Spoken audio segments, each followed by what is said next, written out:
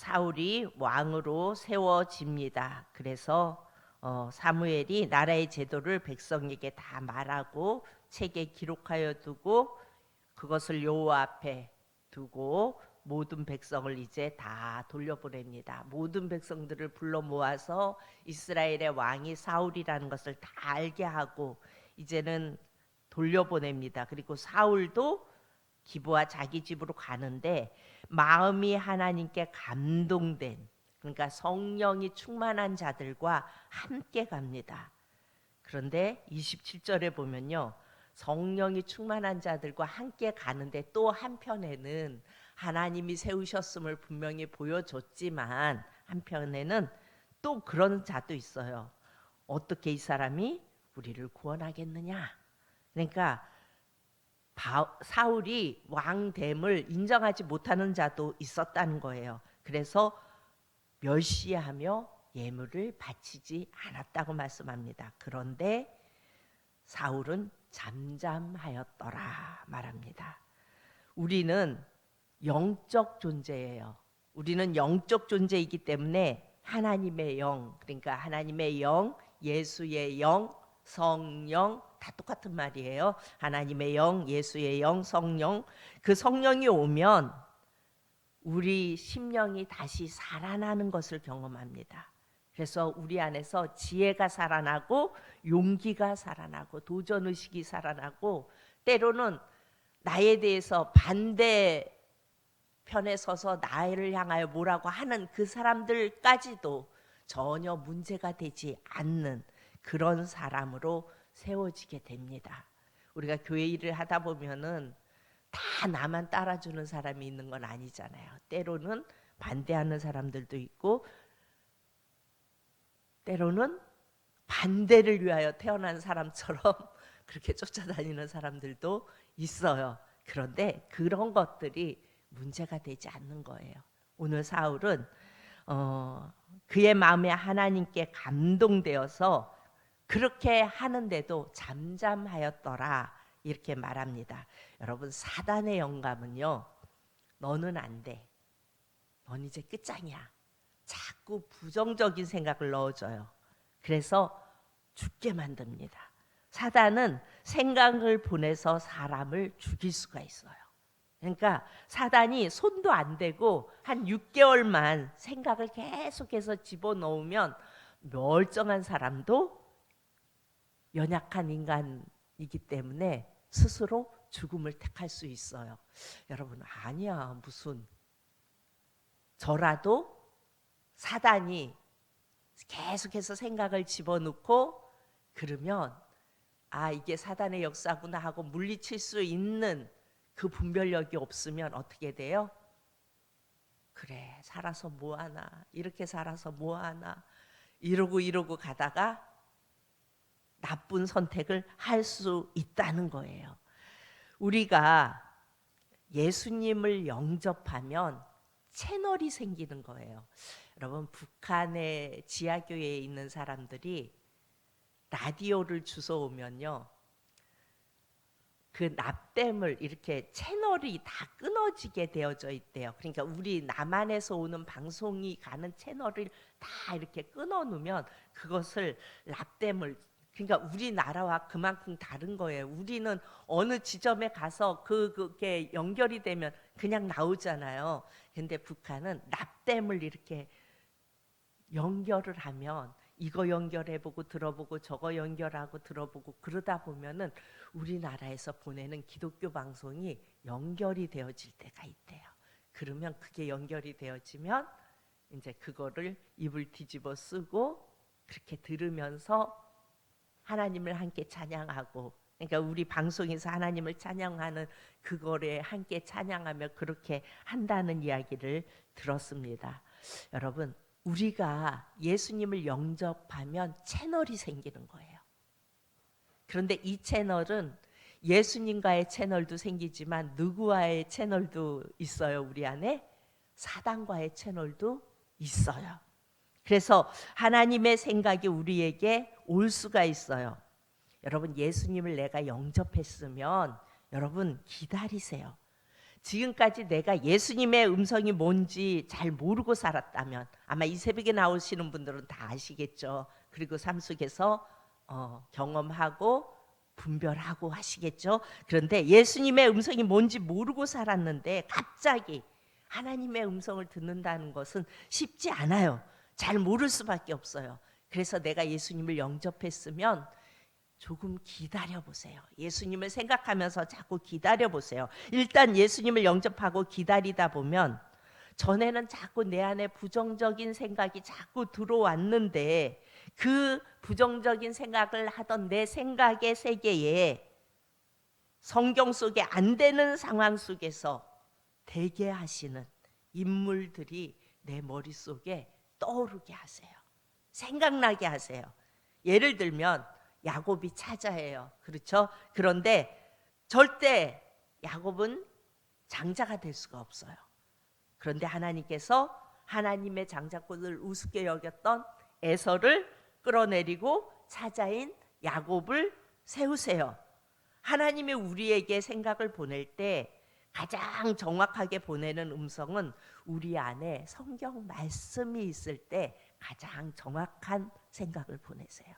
우리가 성경을 읽는 이유는요, 내가 몇 독했어, 내가 몇 독했어, 나는 뭐 몇 천독했어, 2천독했어, 이게 중요한 게 아니고 하나님의 말씀이 내 안에 있으면, 내 안에 하나님의 말씀이 있으면 그 하나님의 말씀을 통하여 주님이 생각을 우리에게 보내세요. 그래서 야곱은 그야말로 삼촌에게 무임금으로 착취를 당했잖아요.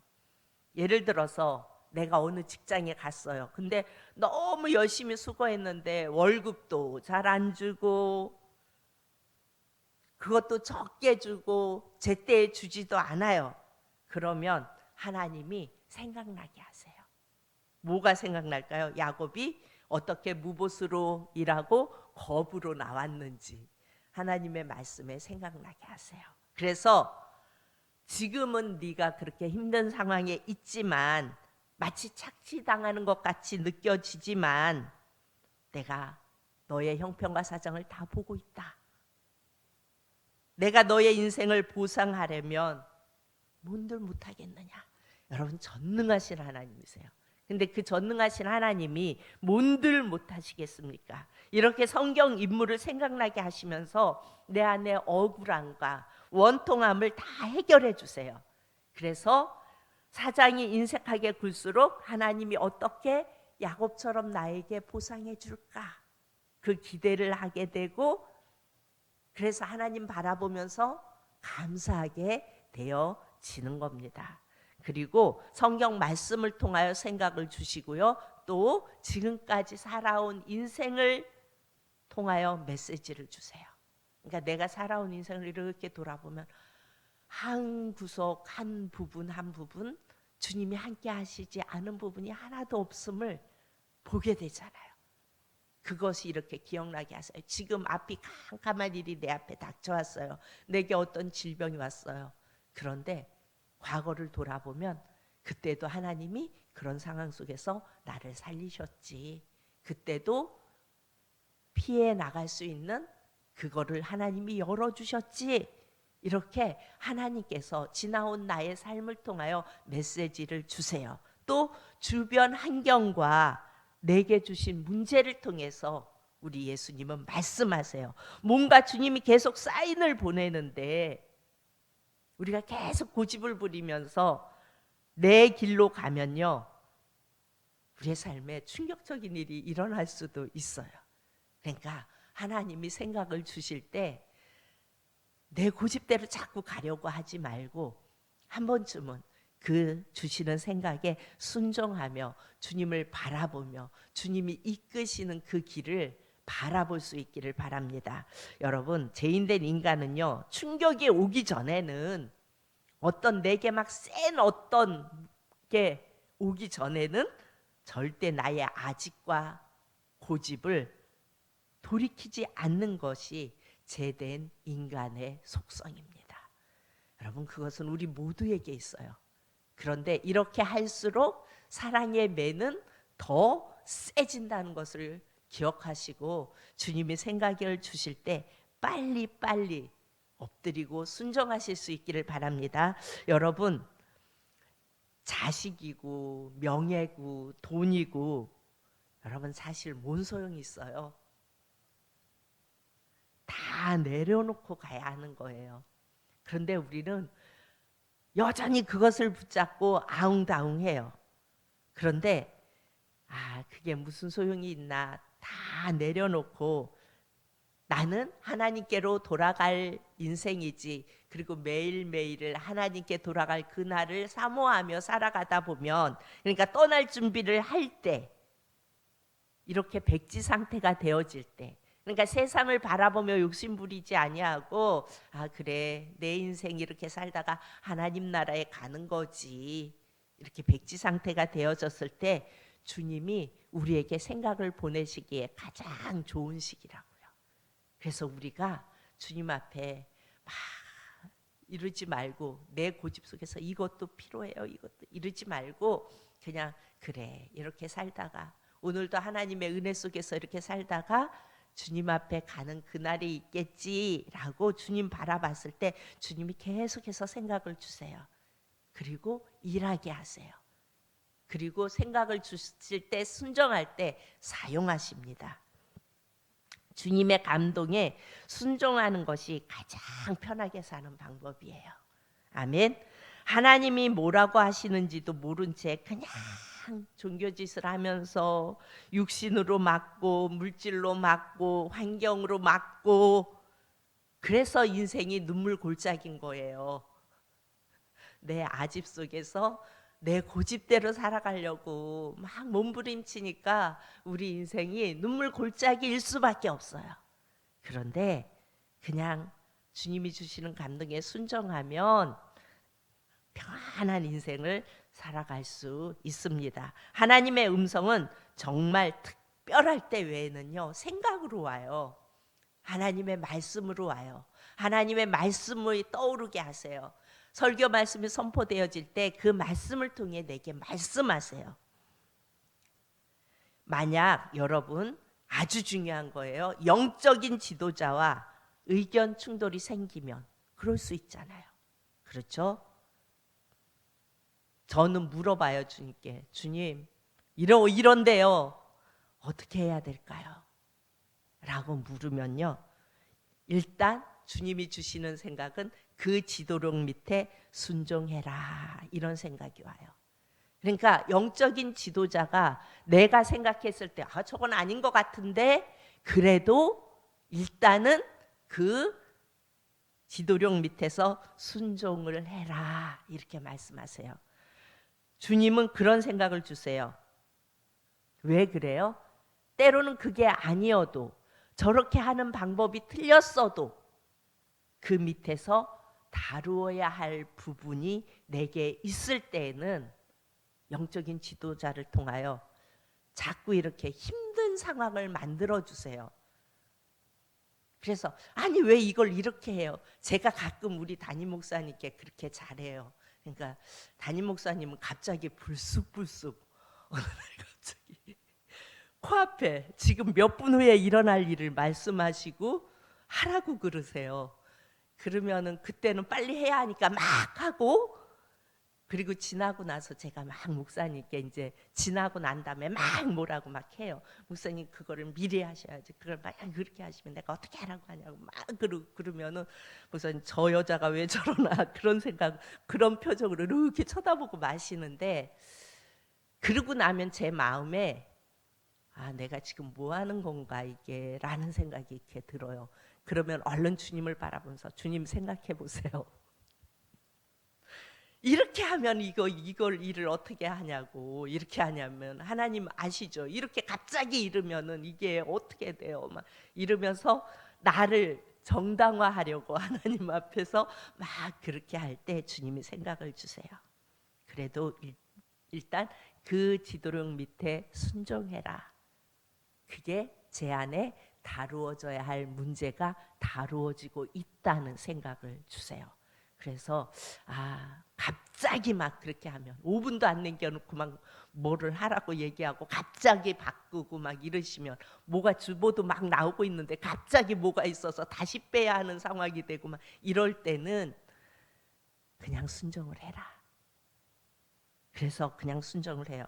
여러분, 우리가요, 하나님은 영적 질서를 알게 해서 리더십에 순종하는 법을 가르치지, 영적 지도자를 넘어서 네가 옳다 하는 것은 사단의 음성이라는 것을 여러분 꼭 기억하시기 바랍니다. 사단이 주는 음성이에요. 저도 정당하다고 얘기하는데 다 하고 나중에 생각해 보면은 사단이 또 나를 가지고 놀았구나. 때로는 제가 우리 장명숙 전도사님한테 막 그래요. 근데 그런 얘기를 할 때는 목사님 앞에 있을 때만 해요. 목사님과 장전도사님 저와 이렇게 있을 때, 아니 목사님은 이걸 이렇게 한다. 전도사님 생각해봐요. 이게 말이 돼요? 그러면 우리 전도사님은 씨 웃고 앉아있고 우리 목사님도 그냥 웃으세요. 근데 그렇게 하고 가만히 생각해보면 또 내가, 근데 객관적으로 생각해보면 맞잖아요. 그거를 빨리 말을 해야지, 아니면 5분 전에 이렇게 말하고, 아니면 갑자기 뒤집고 막 이러면은 이렇게 말하면 사람 환장하는 거잖아요, 그게. 그런데 그럼에도 불구하고 이것은 마귀가 주는 음성이었더라고요. 그러니까 우리가 믿음 생활을 하면서 때로는 아니었을 때에도 우리가 직분이 올라가면서 때로는 이런 생각을 하게 돼요. 담임 목사님이 그건 아닙니다. 그거 하지 마십시오. 이건 아닙니다. 그러면은 가끔 이렇게 이러시는 분들이 계시더라고요. 나도 이 정도면 압니다. 내가 알아서 선택하고 내가 알아서 합니다. 그런데 그렇게 말하시는 그분을 바라볼 때 저는 막 조마조마해요. 저분이 저러다가 하나님의 사랑의 매를 맞으면 어쩌려고 저러나. 여러분, 영적인 지도력은 때로는 내가 생각할 때 아닐지라도 일단은 순종하고 보세요. 만약에 아니었다면 그거는 그 영적 지도자가 받을 문제지 내 문제가 아니에요. 나는 순종하고 보면은 그 안에서 내가 다루어져야 할 문제가 있다는 것을 깨닫게 됩니다. 우리의 생각이 내 욕심에서 올라오는 것이 있고 하나님이 보내는 생각이 있고 또 마귀가 나를 죽이려고 보내는 생각이 있어요. 그래서 우리는 이것을 분별할 지혜를 예수님께 구해야 합니다. 그래서 우리가 예수님의 사람이라면, 예수님과 연합한 사람이라면 이것을 자꾸 분별할 수 있어야 돼요. 이것은 내 욕심에서 오는 생각이구나. 이것은 주님이 주시는 지혜구나. 이거는 사단이 나를 넘어뜨리려고 하는 생각이구나.